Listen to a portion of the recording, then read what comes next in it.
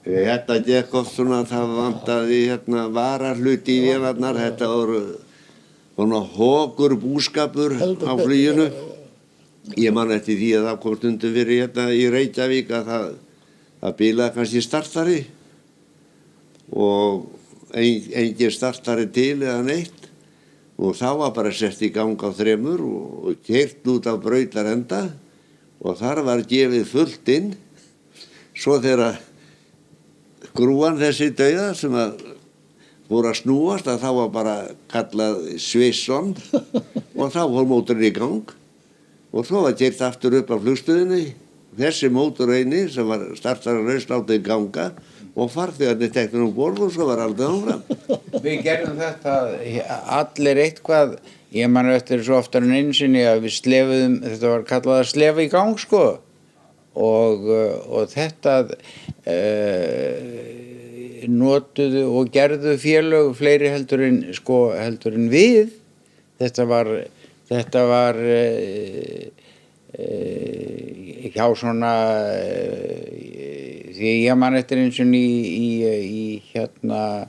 í Kastrup að þá var ég held að það verið KLM sem að var að hún fekk leyfi til að fljúga í gang. Já. Það var einu sem við vorum í Kaupmannahöfn, ég og Magnús voru staddir þar og voru búin að vera í nokkra daga og þá vildi til að það var landsleikur í fótbolta milli Danmerkur og Íslands og átti að vera í Álaborg.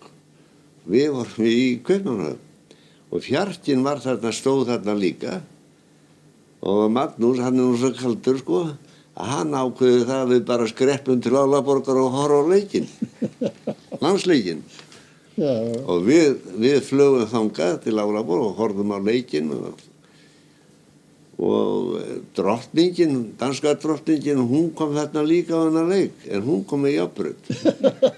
Og svo kom allur bærinn þarna í Álaborg þegar vorum að fara til að skoða vélina, það hafði ekki lent svona stór vél þarna á þessi flugvelli áður.